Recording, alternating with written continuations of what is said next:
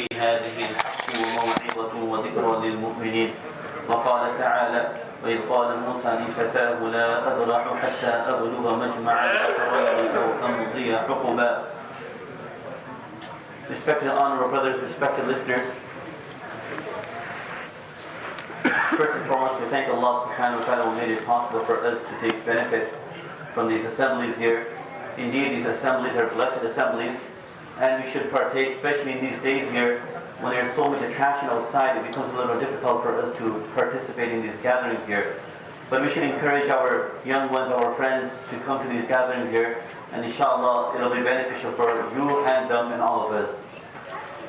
In Surah Al-Kahf, we were speaking about the trials and tribulations that come upon a person. So one test that comes upon a person is upon his iman. And how you respond to the trials and tribulations that come upon your iman, we talked about that. And that was discussed through Ashab al-Kahf. And then we talked about another fitna that comes upon people is through wealth. When a person becomes wealthy, then he becomes very arrogant, very haughty, very proud, and his nature changes. He's not the same as he was before. His tone changes, the way he talks changes. And we talked about that last week. Allah subhanahu wa ta'ala spoke about two people. And today, inshallah, we will be talking about one of the fitna that comes upon us and the test that comes upon us is through knowledge. And this is also a very big fitna. If the knowledge is not taken properly, it's not used properly, then it can become, it can become a means of destruction and harm to people. And we see that happening today. Now, before we go on to speak about knowledge, I wanted to mention this part, that generally when a person, before I speak about the story of Moosa alayhi salatu wasalam, just as an introduction, we need to keep in mind, the knowledge itself, if it is not sought properly, and if it is not sought for the right reason, then there is no benefit, rather there is more harm to it. How many people in the world you find, they're seeking knowledge, but not for the purpose of benefiting, but rather, yes, benefiting themselves and their egos, but at the cost of other people's lives, destroying people, and causing harm to people. We find that. So not everyone seeks knowledge for the right reason. So the knowledge that we're talking about, if the knowledge, the ayat which was recited by our Imam today, speaks for itself. You may have seen many human beings, many young ones. I have seen many youngsters. They used to come to my class. They were, grade 6. They were in grade 6, grade 7, very young. And they were very humble. But as they grew up, came to grade 9, grade 10, they started learning about evolution, they started learning about different theories, whatnot. Now, they were alarmed, they were full of questions. They had questions in their mind. Who is Allah subhanahu wa ta'ala? I don't understand destiny. I don't understand fate. How is it possible that Allah subhanahu wa ta'ala, if Allah subhanahu wa ta'ala already knew what I was going to do, then what's the point of me doing something? These are the typical questions that come to people's mind. And a person becomes so arrogant and so proud, his nature changes. So through wealth is one way a person changes, but through knowledge is another way a person changes. And you may have seen, I'm sure you may have interacted with people who so-called are very educated, but yet, you may have seen, they're not even scholars. Some people are not even scholars, but they will sit with the Quran and they will say that this is how I understand the Quran. And how are they doing that? It's surprising that you don't even understand the translation. You're dependent on someone else translating. I'm sure, today's time, I know the students that study with me, I teach them translation of Quran. There's about how many translations of Quran do you know? I see. At least 5 in English. Mahmoud Pictel has one. Yusuf Ali has one. Mohsin Khan, Taqiyuddin Hilali, they both did one. And the list carries on. Right? Now each translation, the students of mine that are sitting here, they can attest to this. that each translation is different. Each translation. Each translation of Arabic is different. So now what you're going to do, you're going to have a, mashallah, very highly educated doctorate person sitting, and he'll open up the translation. He does not even know how to recite the Quran, let alone he'll understand the meaning of Quran. But he'll sit with the translation, and he will say, and based on the translation, he will say that this is what God means, this is what Allah subhanahu wa ta'ala means, and come up with his own interpretation. And we've seen this. Why does this happen? Well, in worldly perspective, he is highly educated. So he does not need to go to someone and seek knowledge. All he has to do is pick up the translation of Quran, and he understands the meaning of Quran. And you have halaqas like that too. People making their own comments. They're adding their own 2 cents. Now I ask you that these translations that I mentioned to you, these few translations I mentioned to you, each one of them are different. Now how do you're so dependent when you're translating or when you're trying to understand the message of Quran, you are so dependent on who? The translator. Now the message of translator, is that the actual message? Is that the message of Allah subhanahu wa ta'ala? You know, I'm sitting right here and I'm speaking English, and just say side-by-side translation is being done. And the brother is translating in Urdu. Well, he's going to translate according to what he understands. Those are not my exact words. It can happen that he may translate something which is different from what I was saying. It doesn't have to be so perfect. Obviously, many translators, they do a very good job, no doubt about it. But the point I want to make here is that, inshallah, we will go through the story and you will find out how unique and how eloquent this language is. So the point I'm making here is that generally a person, because he has high status in this worldly perspective, he gets this feeling that even Islamically he's very high, and he does not need to go to someone and seek knowledge. So through knowledge, pride comes, and it does not allow him to bow down before someone. And we've seen this happening. And Allah subhanahu wa ta'ala speaks about this in the Quran. And today Allah subhanahu wa ta'ala, Imam recited this verse in Surah Yasin. أَوَلَمْ يَرَ الْإِنسَانُ أَنَّا خَلَقْنَاهُ مِنْ نُطْفَةٍ فَإِذَا هُوَ خَصِيمٌ مُبِينٌ وَضَرَبَ لَنَا مَثَلًا وَنَسِيَ خَلْقَهُ. Allah subhanahu wa ta'ala mentions in the Surah Yasin that have you not seen that individual? أَوَلَمْ يَرَ الْإِنسَانُ, do you not see a human being? خَلَقْنَاهُ, we are the ones who created him from what? Nutfa. Allah subhanahu wa ta'ala mentioned in the Quran, أَلَمْ نَخْلُقكُم مِّن مَّاءٍ مَّهِينٍ فَجَعَلْنَاهُ فِي قَرَارٍ مَّكِينٍ إِلَى قَدَرٍ مَّعْلُومٍ فَقَدَرْنَا فَنِعْمَ الْقَادِرُونَ. Allah subhanahu wa ta'ala mentions in Surah, what's the surah here? Mursalat. Allah subhanahu wa ta'ala mentions, أَلَمْ نَخْلُقكُم مِّن مَّاءٍ مَّهِينٍ. Did we not create you and make you from a filthy drop of sperm? Min nutf. Allah subhanahu wa ta'ala makes mention of this in the Quran. And Allah subhanahu wa ta'ala elaborates. So his creation, his very origin was filth. If that was to discharge from your body, you have to take shower immediately. If that is upon your clothes, the sperm is on your clothes, you can't come, you need to wash them before you come to the masjid. You can't offer prayers. You're not in the state of purity if you have that on. So it was the same filth, liquid and fluid through which Allah subhanahu wa ta'ala created you. So Allah subhanahu wa ta'ala mentions in Surah Yasin, أَوَلَمْ يَرَ الْإِنسَانُ أَنَّا خَلَقْنَاهُ مِنْ نُطْفَةٍ. And then what happens? That same person, as I had mentioned before, he had no knowledge. He did not even have knowledge to change his own diapers. Every single time when he was young, when he was baby, the mother kept on changing his diapers. And then he grows up, he comes into pull-ups, and he goes to the washroom. I see, this happens to my own son, so I know what I'm saying. And, he can't even wash himself, so he's always saying, Mommy, Daddy, come and clean me. Because that's how he is. And now this person is growing up now. Grade 7, grade 8, grade 9, grade 12, now university. All of a sudden, his tone changes. Who is Allah? Na'udhu billah. Who is our creator? What is destiny? Are you sure we will be going to another world after this? What is all this about? Allah subhanahu wa ta'ala mentioned in the Quran, أَوَلَمْ يَرَ الْإِنسَانُ أَنَّا خَلَقْنَاهُ مِنْ نُطْفَةٍ. Does a human being not see that we have created him from filthy sperm, filthy fluid?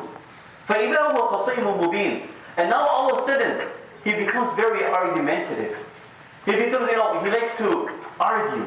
He likes to have debates after debates to prove his fact.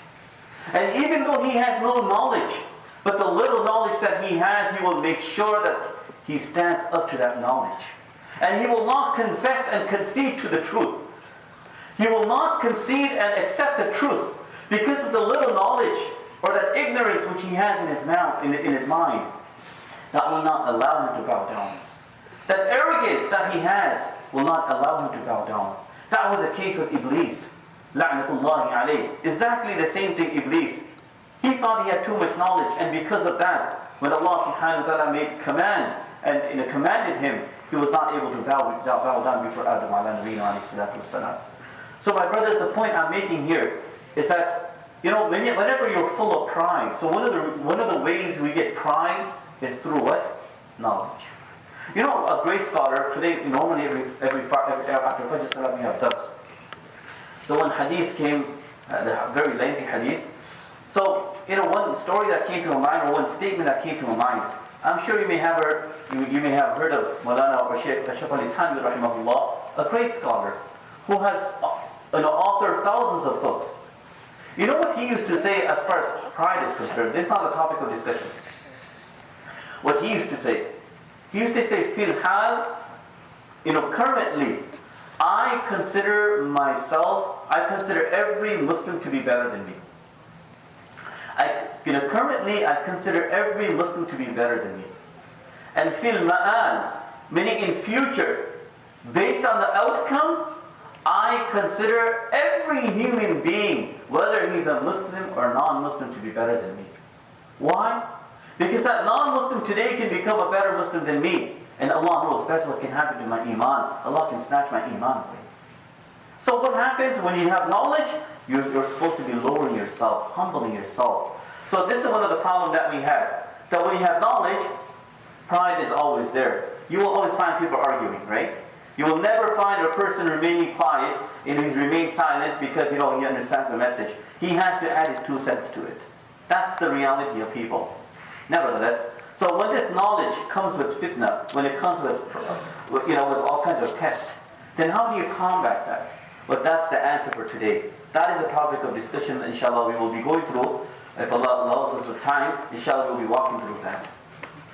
A very famous story. Now, before I can mention the story of Moosa alayhi salatu wasalam, I want to make this very clear. Allah subhanahu wa ta'ala mentioned in the Quran, in Surah Al-Hud, Allah subhanahu wa ta'ala mentions, وَقُلْنَا نَقُصُّ عَلَيْكَ مِنْ أَنْبَاءِ الرُّسُلِ مَا نُثَبِّتُ بِهِ فُؤَادَكَ. All these stories that you find in the Quran, we spoke of Ashab al-Kahf, we spoke about the people of Khider, and there are many, many stories that are mentioned in the Quran of Yusuf, of Ibrahim, of Moosa. Many, many stories are mentioned in the Quran.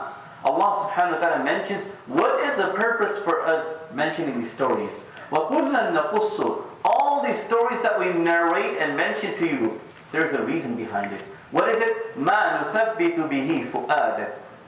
By you listening to these stories, by you understanding these stories, you will take that message into your heart, and as a result of that, you will become more firm, and you will have more conviction in Allah, and you will have more conviction in the truth, and you will be more steadfast. مَا نُثَبِّتُ بِهِ فُؤَادَكَ. So we can make your heart firm and solid. So any test and tribulations that come across your heart, and that come across you, you will have no problem with it. مَا نُثَبِّتُ بِهِ فُؤَادَكَ وَجَاءَكَ فِي هَذِهِ الْحَقِّ وَمَوْعِظَةٌ وَذِكْرَى لِلْمُؤْمِنِينَ. And in these stories, Allah subhanahu wa ta'ala mentions, what is it? وَجَاءَكَ فِي هَذِهِ الْحَقُّ. The first is truth. In these stories, these are not fairy tales. These are good stories. These are proper stories. These are truthful stories coming from Allah subhanahu wa ta'ala. وَجَاءَكَ فِي هَذِهِ الْحَقِّ وَمَوْعِظَةٌ. There's lots of lessons to be learned from these stories. وَذِكْرَى لِلْمُؤْمِنِينَ. And for the believers, there is admonishment from these stories. So my brothers, I'm not just sitting here to say a story to you, and you listen to the story, and that's the end of the day. But there are many lessons, and inshallah, that is the focus of this topic today. So we will go through the story first. One day, Moosa ala nabiyina alayhi salatu wasalam, Now, there is difference of opinion, but the majority of the opinion, in fact, Imam Abdullah ibn Abbas radiallahu anhu strongly refuted the claim that it was another Moosa, it was not Moosa ibn Imran. So we all know the very famous Moosa which is mentioned in the Quran, the stories about him, Moosa ibn Imran. So Moosa alayhi salatu wasalam, he was giving a lecture, he was addressing his people, and one day, from the congregation, one person asked, "Oh Moosa, is there a person more learned than you? Is there a person who has more knowledge than you?" Now obviously Moosa alayhi salatu wasalam was a prophet, and he was sent as a Rasul, as a messenger. So based on that, he said no. Allah subhanahu wa ta'ala did not like the statement. Now we need to understand that this was not a sin or a sin committed by Moosa alayhi salatu wasalam at all. But remember the statement I had made before, Hasanat al-Abrar, Sayyi'at al-Muqarrabeen. That the good deeds of the pious one, but if you are more closer, then it becomes what? A bad deed. And we talked about this a long time ago, I'm not going to go into that. So keeping that usul in mind, Moosa ala nabiyyu alayhi salatu wasalam said, no, there isn't. Allah subhanahu wa ta'ala did not like this. What Allah subhanahu wa ta'ala wanted was that He attributes that Allah subhanahu wa ta'ala has the most knowledge. We need to, that's what Allahu a'lam. Even a Mufti, when he answers a question at the bottom, he's supposed to write, and Allah subhanahu wa ta'ala knows best. Meaning he's given the knowledge, but he can be wrong. Even though he's certain of what he is saying, but still there's a possibility of being wrong. Only Allah subhanahu wa ta'ala has the most knowledge. So, nevertheless, Moosa alayhi salatu wasalam, he said no. Immediately he was inspired, the wahi came, Jibreel alayhi salatu wasalam came and said, "Oh Moosa, you need to embark on a journey. There is a person who has more knowledge than you. And you need to go meet that person." So Moosa alayhi salatu wasalam immediately. Now listen to the story very carefully. Because the whole story that I mentioned, there's about 10 lessons from it. So that is what we need to understand today. And that is what you need to take back today. So it's not just a story. So Moosa alayhi salatu wasalam, he says, "I'm ready. Where do I go?" Now Allah subhanahu wa ta'ala made it a little difficult. Said that, when you go, first of all, Moosa alayhi salatu wasalam told his youngster. Who was the youngster? Yusha ibn Nun. What is his name? Yusha ibn Nun. He told him, "Come, you're going to come with me." The youngster, he joined him. And they both went. Now where are they going to go? It's not made clear.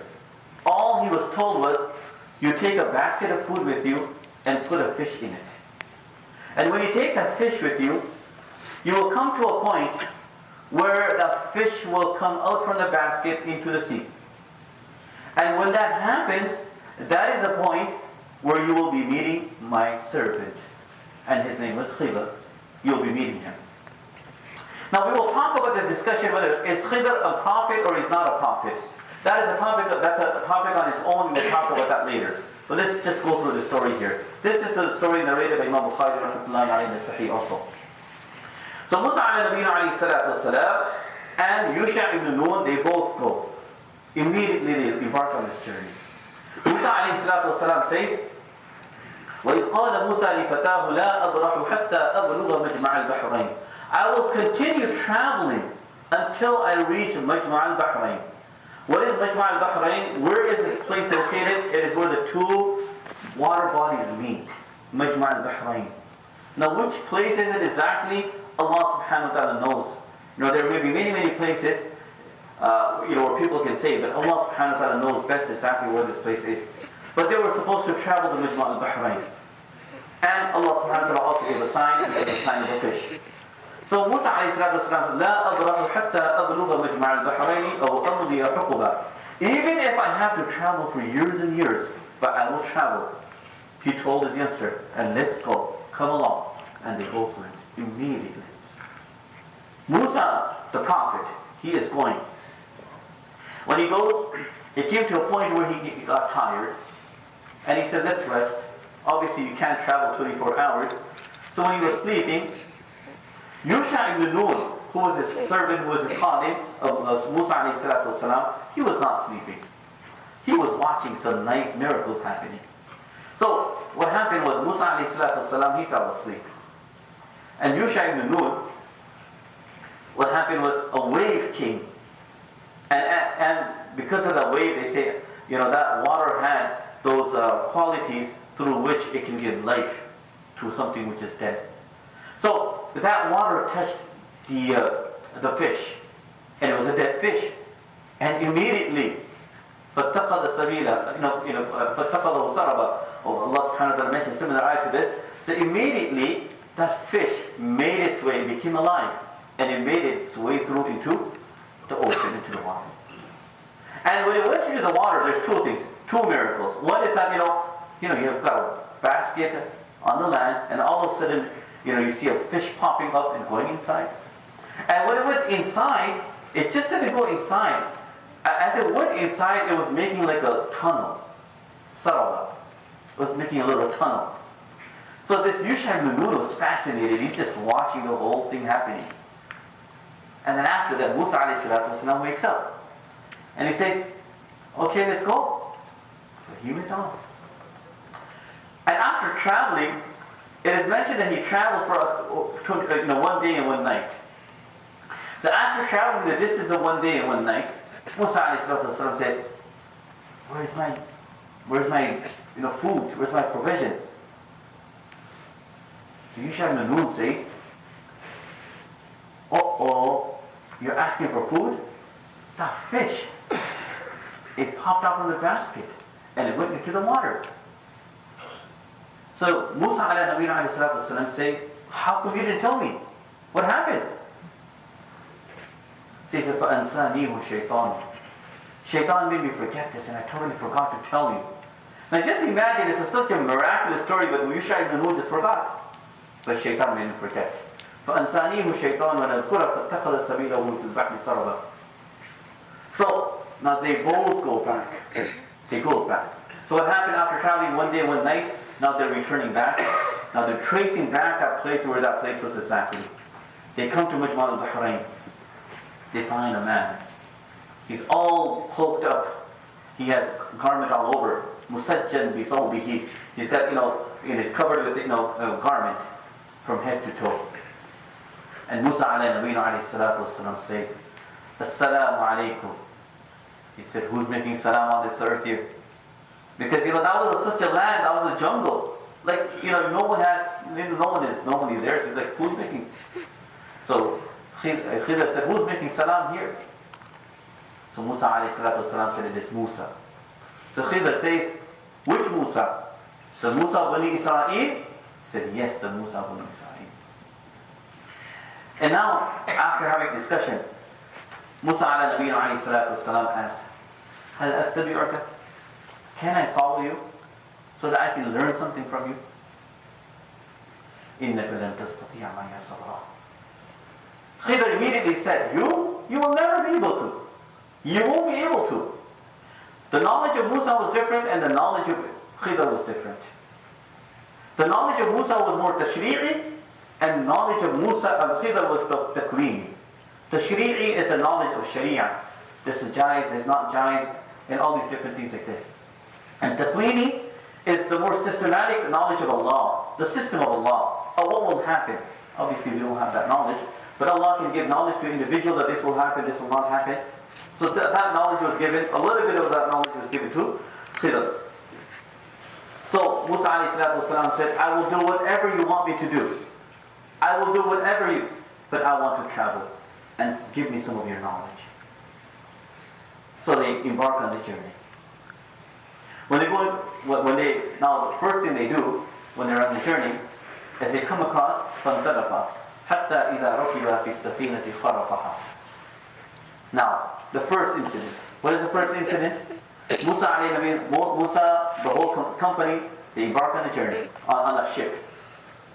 When they got onto the ship, immediately Khider, what does he do? Something very foolish. What is that? He defects the ship, or the boat. He takes one piece out. So Moosa is surprised that these people here, they didn't take any money from us. They're doing us a favor. You're walking all the way to across the bridge. You're going all the way to St. Denis. You're walking. Your friend comes along, Abdullah comes along, beep, beep, and you get into the car. and behind the car you start breaking something up, it doesn't make sense. He's doing a favor. So فَانْطَلَقَا حَتَّى إِذَا رُكِبَا فِي السَّفِينَةِ الْخَيْرِ. So when they are going, Musa ﷺ is saying that this person is breaking up the ship and making it defective. What's wrong with it? أَخَرَقْتَهَا لِتُغْرِقَ أَهْلَهَا. Oh Khider, are you doing this? Are you defecting this so that you can make us drown and we all can be doomed? What did Khider say? Did I not tell you not to say anything? قال لما قل إنك لن تستطيع معي صبرا. So Musa عليه الصلاة والسلام excused himself. لا تؤاخذني بما نسيت ولا ترهقني من أمري وصرا. Oh, excuse me, I totally forgot, I was not supposed to say this. So now they carried on. So this was a very light incident that happened. Now when they go further, when they walk across the ocean, and Rasulullah sallallahu alaihi wasallam mentions when he narrates this hadith here, this is Sahih Bukhari. Khider and Moosa, when they came out from the ocean, after disembarking from the ship, from the boat, Khider told Moosa, ala Nabi alayhi salatu wasalam, that the typical, your knowledge, Moosa's knowledge, and my knowledge, one drop of this, put our knowledge together is not even equal to one drop. Compared to the knowledge of Allah subhanahu wa ta'ala, it is not even equal to one drop of this ocean. That's the knowledge of Allah subhanahu wa ta'ala. So basically, Allah subhanahu wa ta'ala wanted to show Musa alayhi salatu wasalam, knowledge. وَفَوْقَ كُلِّ ذِي عِلْمٍ عَلِيمٍ. No one should make a statement that he has the most knowledge. Because there will always be someone above you who has more knowledge. And indeed, Allah subhanahu wa ta'ala has the most knowledge. Nevertheless, now Khider and Moosa, they're both walking together, and all of a sudden, they find a group of people, youngsters playing around. حَتَّى إِذَا لَقِيَا غُلَامًا فَقَتَلَهُ. And he takes one youngster, he just splits his head from his body, and breaks him apart. Musa is looking at this person, he's just stunned. What's happening here? First, he defected the ship. Okay, the ship was still okay. But this person, this youngster, so he says, لَقِيَ غُلَامًا فَقَتَلَهُ قَالَ أَقَتَلْتَ نَفْسًا زَكِيًّا. You're killing this innocent child? And it was a young, non-valid, not even mature child. Zakiyya. Zakiyya means sinless, ma'asum, child. بِغَيْرِ نَفْسٍ. Without any cause, without any reason, you're just...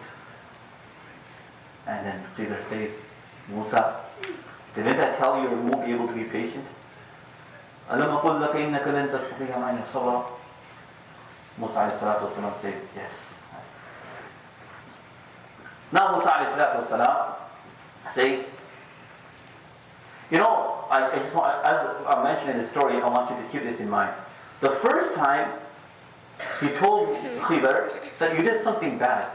But when Musa alayhi salatu wasalam saw Khider killing a child, then at that time Musa alayhi salatu wasalam used a word called nukra, which is even more harsh. That how can you do this? This is so bad what you did. It's so evil what you did. And thereafter, Musa alayhi salatu wasalam, when he understood that he was not supposed to say anything, so the third incident, Khider accepted him. Now they both walked. حتى إذا أتيا أهل قرية استطعما أهلها فأبوا أن يضيفوهما. They come to a place. In fact, before they came to a place, Musa ﷺ said, he said, إن سألتك عن شيء بعدها فلا تصاحبني. You know what? Give me one more chance. And after that, if I say something to you again, then you know what? We depart. That's the end of it. So give me one more chance. So they فانطلقا حتى إذا أتيا أهل قرية استطعما. Now when they go to a community, an area, where they asked istat'ama, they asked for food, and they all refused. No one is giving them, no hospitality. Everyone is hostile. No one wants to look at the strangers here. No one wants to give them some food. Musa alayhi salatu wasalam is like, what? What kind of area is this? What kind of neighborhood is this? Nevertheless, Khider, what he decides to do is there was a wall which was, nearly coming down. So he does a favor. And what kind of favor did he do? The day and night he worked hard, and he put that wall back. He made it straight again. Moosa alayhi is saying, these people here could not give us food, could not do anything. We're so hungry, we have no food. And you did favor. The least that you could have done, because Moosa alayhi had the knowledge of what? Sharia. And it's permissible in Sharia. So Moosa alayhi says, the least that you could have done is taken some wage, some money for the service that you provided to them. This is something so different. Why did you do this? So what did we find? There are three things that happened. The first one was what? Defecting a ship. The second thing was what? Killing a child. And the third thing was what? Fixing the wall. Fixing the wall. These three things happened. Now we will leave that part. Let's leave the part where Khider explains each one of them. And he made it very clear that, oh Moosa, this is the هذا فراق بيني وبينك. سأنبئك بتأويل ما لم تستطيع عليه صبرا. This is the difference between your knowledge and my knowledge, and I will explain to you each one of those incidents, why I did them. Now let's leave that part right now. Now this story that I mentioned to you, the first part of the story here. Now this story itself is not just a story. There's at least 10 lessons. We should be writing this and understanding these lessons here.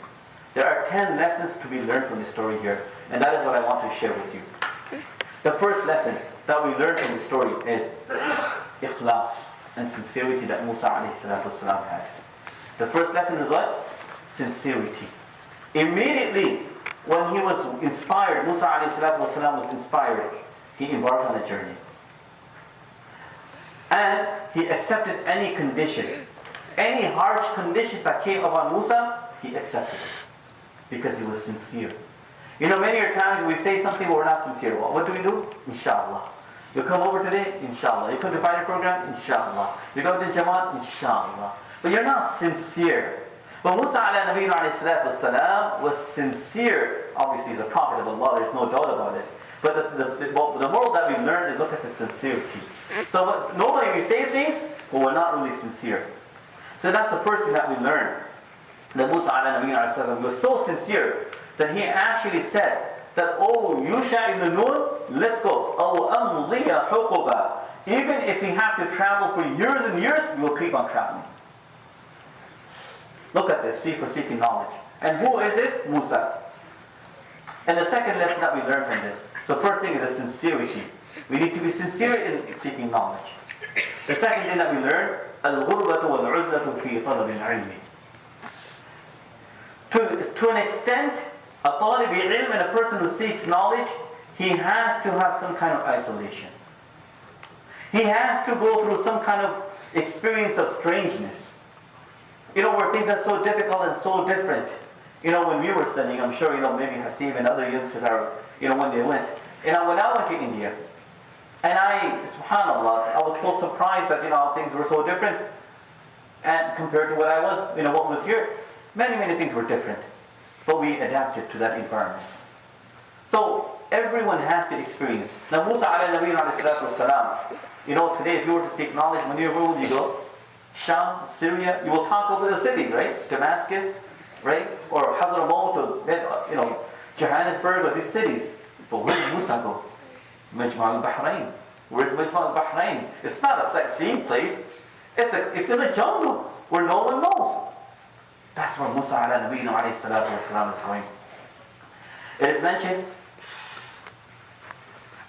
is mentioned that to an extent, every scholar, when they sought knowledge, they went out in some kind of isolation. My beloved youngsters, I am not asking you to go into the jungles, go into the forest, go for cottages or whatnot and get knowledge. I'm not asking. All we can do is, my brothers, my beloved youngsters, every single day, we fix a time, we appoint a time to seek knowledge. And in that time, regardless of our phones ringing and the emails coming one after the other, and the Twitter's going off. I don't know how the Twitter's, whatever, all these different, and you have people calling you, whatever happens, but you will fix a time in your house, or you will fix a time in the masjid where you will get together and you will learn something. If Moosa can embark on the journey and say that, oh, amdi uquba, I will travel for years and years to seek knowledge. My brothers, the least that we can do is we can, fix a time and isolate ourselves from what? From who? Our friends that will distract us. And our Mr. iPhone that will distract us. And our emails and computers and our iPads and all these different gadgets that we have that will distract us. All we need to do is, keep ourselves away for how many minutes? 10 minutes, 15 minutes. And you dedicate your time sincerely and see how much you can learn from that. It is further mentioned. It is mentioned about Imam Shafi'i rahmatullahi alayh. Imam Shafi'i rahmatullahi alayh, one day, he was a guest at Imam Ahmad bin Hanbal rahmatullahi alayh's house.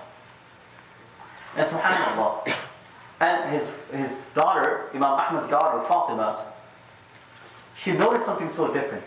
The whole night, Imam Shafi'i did not sleep.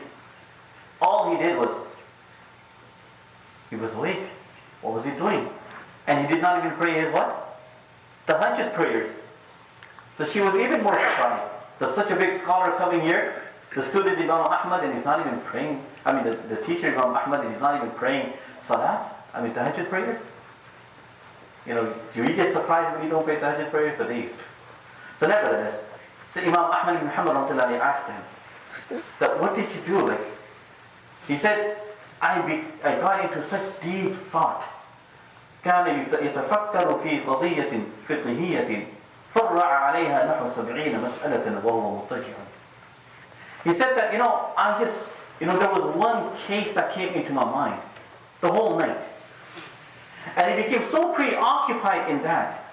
As a result of that, he was able to extract 70 masail from that one incident. Imam Shafi'i rahmatullahi alayhi, and he was not able to sleep. This was, this is how they were in isolation. Our isolation, we didn't fall asleep, but they used to do something else. So the second lesson is what? We need to, isolate ourselves from distraction. The third lesson. الكفاف في الطعام والمتاع والتقلل منه بما يقيم الصوم. Sufficient provision. Moosa, what did he take with? When you go for camping, what do you take with you? You have a whole caravan, isn't it? You take your Honda Odyssey, you take your car, whatnot. You have a trailer back in your back. What do you do with your trailer? You fill it up with what? You have so much food that you can't even eat that. When you go camping for 2 days, how much food do you take with you? How many goodies do you take with you? Abundance of goodies. But Moosa alayhi salatu wasalam, in his mind, even if he has to travel for years, he will travel. But he only took so much food. So you don't need to take so much food with you. Just sufficient food you should be taking with you, not more than that. That's sufficient food, because a person who eats a lot becomes lazy. He becomes tired. Fatigue gets into him. And he's not able to keep himself straight. He's not able to keep his back straight and study properly. And it's mentioned, لا يستطاع العلم براحة البدن. You will never be able to seek knowledge. You will never get knowledge through what? Being fit. Our youngsters, subhanAllah, in today's time, our youngsters, they spend more time in gym, shaping their body, whatnot, as opposed to what? Seeking knowledge. The knowledge can have benefit in this world and hereafter, whereas that body, I'm sure I know, maybe Mr. She is looking for you, Mrs. She, whatever English is behind you, and she wants to see your muscles and whatnot, and obviously that little bit of attraction. And yes, it can help you here and there. You should be fit, whatnot, and not putting on so much weight and whatnot. But we overdo it. 2 hours, 3 hours continuously. When brother called me yesterday, he calls me. I'm surprised people actually call like that. I answered the call. I was just reading something, so I answered the call. It was at 12 o'clock. He calls me. So I said, "What makes you call now?" He goes, "Oh, I just came back from gym." But I can hear you eating. Because I just came back from gym and I'm tired, so I'm eating. So it's, the thing is definitely you come back from gym, yes, you burn all that out, but now you're going to eat. Doctors, they normally say that you're not supposed to be eating. The doctor especially told me that I'm not supposed to be eating 3 hours prior to going to sleep. Because it's very unhealthy, all the gas that builds up, whatnot. Now this brother here, He's going to the gym to burn all that fat. Now he's going to come, he's eating nice, his pakoras, whatever he's eating. And then now, what he's going to do, he's going to go to sleep. I don't know how much of balance he has. But that's the nature of us. But anyways, the knowledge does not come with the comfort of our house. It does not come with the comfort of our body. We need to sacrifice a little bit. We need to give a little bit. And then you will see the knowledge coming, like we find in the case of in many great scholars in the past. Many scholars, they actually used to stay hungry for days and days to seek knowledge. The third lesson that we learn, which is a very important lesson, tawadu. What is it? Humbleness. Humbling yourself. Lowering yourself. If you want to seek knowledge, the key thing is you need to humble yourself and lower yourself. A very important usul. Now I want you to ponder over this here. It's a very important. Just تأمل كيف قال موسى عليه الصلاة والسلام. How he told with so much. What did he say? I want you to ponder over, especially if you're Hafiz, you can ponder over this. Moosa. Who was Moosa? Moosa was that prophet, Kalimullah. كلمه الله. Allah subhanahu wa ta'ala spoke with him. Moosa, كلم الله تكليما. Allah subhanahu wa ta'ala spoke with Moosa alayhi salatu wasalam directly. Moosa was from Ulul Azm. He was from those great prophets. There are so many miracles from Moosa alayhi salatu wasalam. Being such a great prophet and messenger, what is he saying? What is he saying? هل أتبعك على أن تعلمني بما علمت رشدا? Can I follow you? So what is the first thing that he's saying? I will become your follower. When you're a big imam, and then you have an ordinary person, you don't want to follow the person. Who is this youngster here? Who is this person who's claiming so much knowledge? There's no one better than me. هل أتبعك? Many times people ask questions to learn knowledge. But look at the way Moosa alayhi salatu wasalam, how he's answering, how he's asking. هل أتبعك فأتاه بصيغة السؤال لا بصيغة الجزم. So what kind of sayghah is he using? هل أتبعك. He's asking if I can follow you. He's not asking a question, and he's not saying I want to learn from you. Normally that's what he would say. I want to learn from you. So he did not say فلم يقل أريد أن تعلمني. I intend that you teach me. What would he say? I intend that you teach me. Can you teach me something? I wish to learn something from you. But a more humble statement than that is what? هل أتبعك.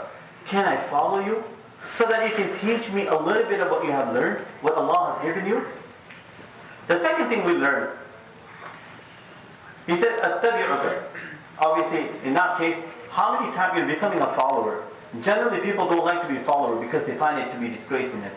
The third thing we find in his statement, هل أتبعك على أن تعلمني. He didn't say, ولم يقل تذاكرني أو تدارسني أو تبادلني النقل. Moosa alayhi wasallam, what did he say? هل أتبعك على أن. He did not say, can we have a discussion of knowledge? Generally, a person who's very arrogant, he may say, what? Let's discuss something. I want to discuss something with you.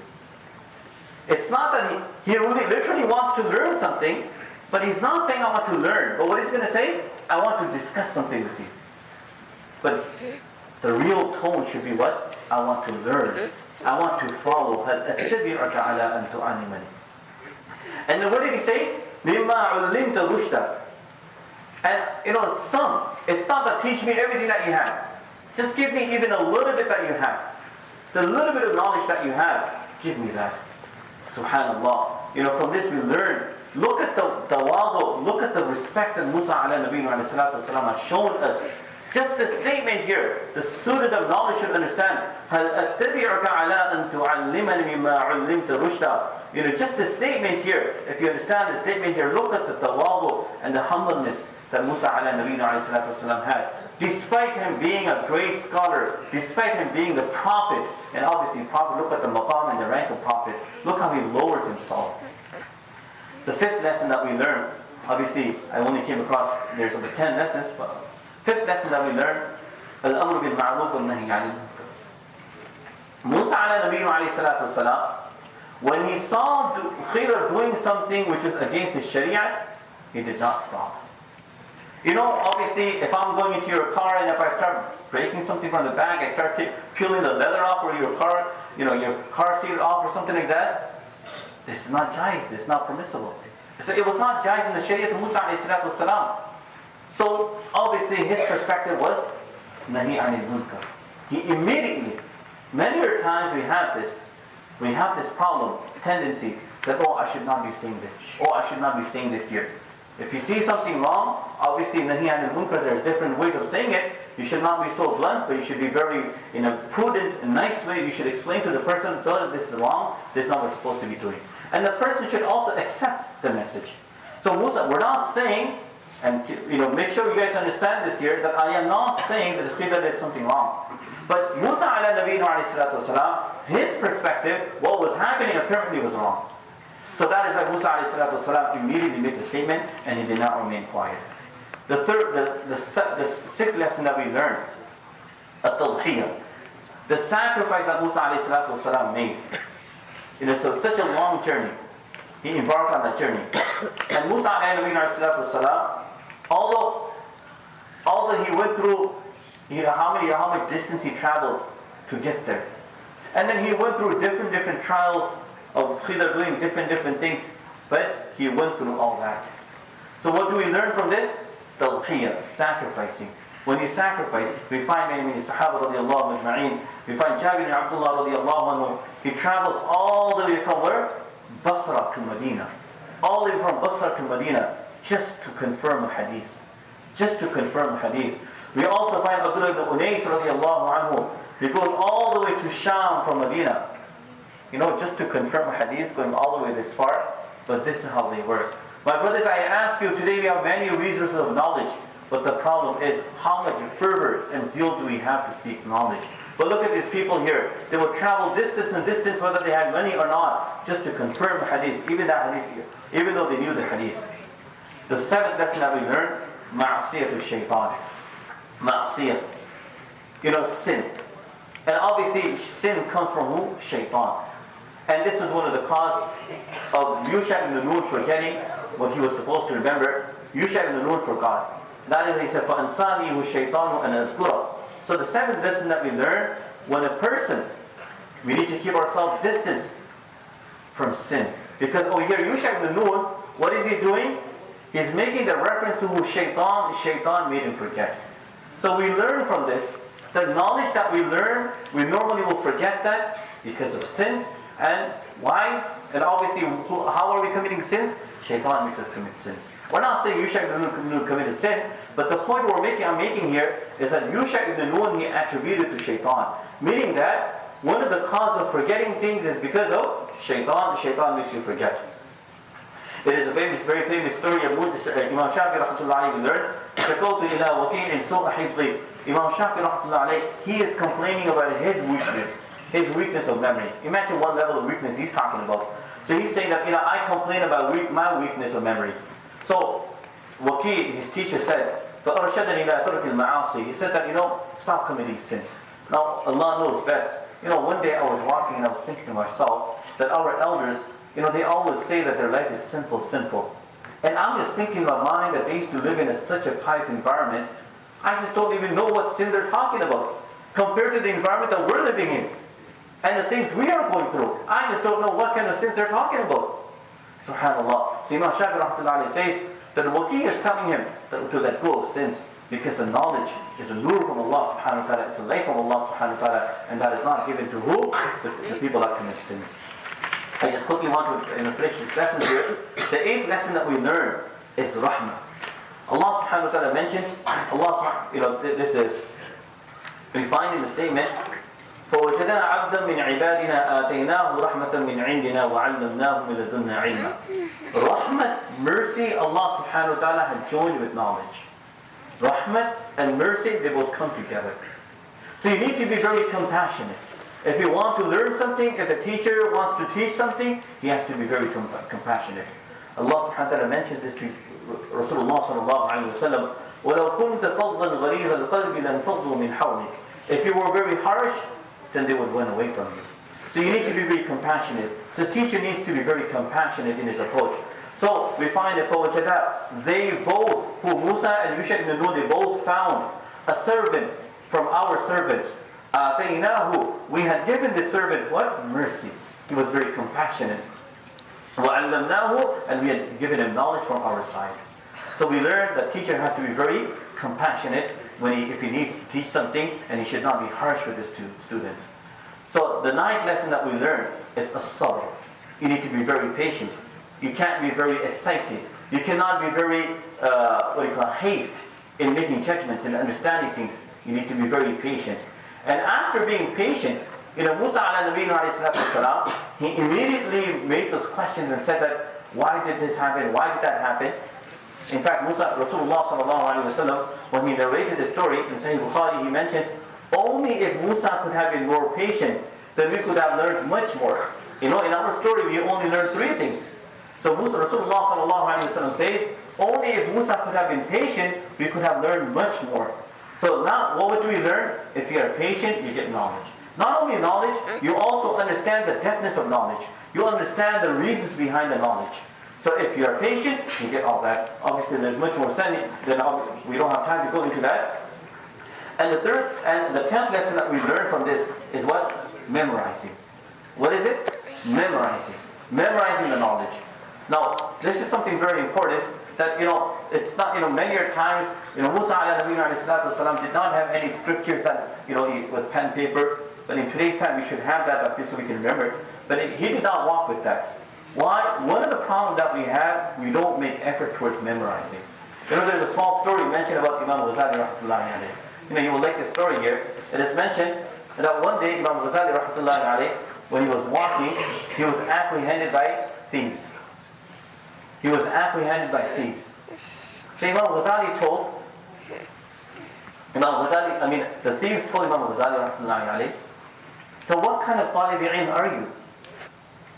Imam Ghazali rahmatullahi alayhi, when he was apprehended, Imam Ghazali rahmatullahi alayhi told the thieves that take everything from me except my books. Don't take my books. You can take all the money that you want, you can take that money. But don't take my books, because that's my knowledge. Don't take that. So the thieves said, what kind of talib ilm are you? You're supposed, you don't even know what's in the book.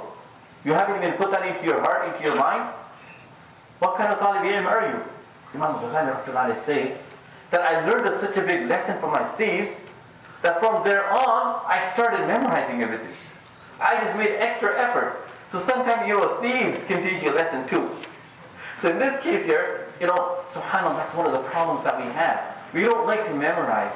We may put things into our pen, a nice iPad and all these different things, but we don't. Once upon a time when the cell phones was completely unheard of, we only had those ring, I never saw those, I'm talking about early 80s. I never saw those phones with the what do you call those? Touch-tone phones.